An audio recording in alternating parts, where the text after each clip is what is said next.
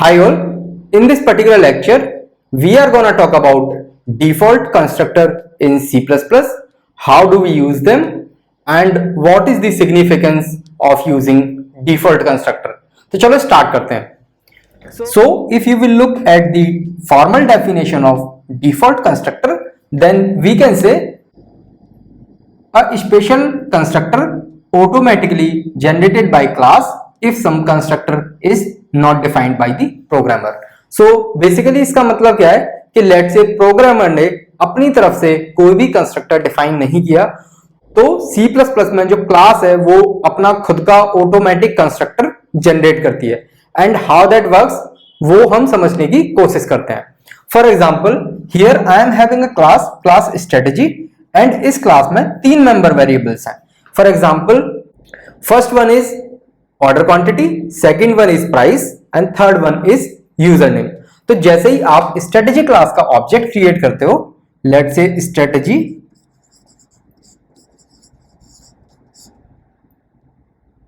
S, तो होता क्या है कि ये जो ऑर्डर क्वांटिटी है इसको कोई एक डिफॉल्ट वैल्यू मिलती है and again price also gets some default value and string also gets some default value. तो वो किस तरह से होता है वो समझने की कोशिश करते हैं. तो बाय डेफिनेशन क्या है, यहां पे प्रोग्रामर ने कोई भी कंस्ट्रक्टर प्रोवाइड नहीं कर रखा है. तो बाय डेफिनेशन जो स्ट्रेटेजी क्लास है वो अपना खुद का कंस्ट्रक्टर प्रोवाइड करेगी. तो वो किस तरह से प्रोवाइड करेगी, तो यहां पे जो कोई भी कोड नहीं लिख रखा है, यहां पे एक हिडन कोड लिख रखा होगा स्ट्रेटेजी एंड ये जो कोड होगा वो कुछ इस तरह से होगा कि order quantity equal to 0 and price equal to 0.0 and user name equal to null. तो अभी क्या होगा, तो आप जैसे ही स्ट्रेटेजी क्लास का ऑब्जेक्ट क्रिएट करोगे एस एंड अगर आपने ये स्ट्रेटेजी कंस्ट्रक्टर प्रोवाइड नहीं कर रखा है तो बाय डिजाइन हमारा जो क्लास है वो क्लास क्या करेगा, अपनी तरफ से ये छोटा सा पीस ऑफ कोड ऐड कर देगा एंड ये पीस ऑफ कोड क्या करेगा, जो भी मेरे मेंबर वेरिएबल्स हैं उनको डिफॉल्ट वैल्यू प्रोवाइड कर देगा. तो डिफॉल्ट वैल्यू इस केस में क्या होगी, order quantity 0, price 0 and user name equal to null.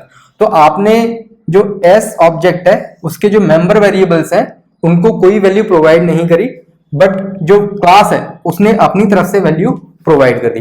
तो लेट से अभी मैं क्या करता हूं कि मेरा जो प्रोग्रामर है वो क्या करता है, इस स्ट्रेटेजी क्लास का जो कंस्ट्रक्टर है वो डिफाइन कर देता है एंड यहां पे वो ट्राई करता है कि अपनी तरफ से डिफॉल्ट वैल्यू असाइन करने की, कि जैसे ही स्ट्रेटेजी क्लास का ऑब्जेक्ट क्रिएट हो तो instead of getting this order quantity equal to 0, price equal to 0, user name equal to null, कुछ लेजिटिमेट वैल्यू मिलनी चाहिए. तो यूजर अपनी तरफ से ये पीस ऑफ कोड ऐड कर सकता है. So what will happen, instead of class providing its own default implementation of this strategy constructor, अभी यूजर या फिर प्रोग्रामर अपनी तरफ से इसका इंप्लीमेंटेशन प्रोवाइड कर सकता है. कि लेट से उसने क्या किया, order quantity equal to 5 and price equal to something let say 10 and user name equal to let say something x.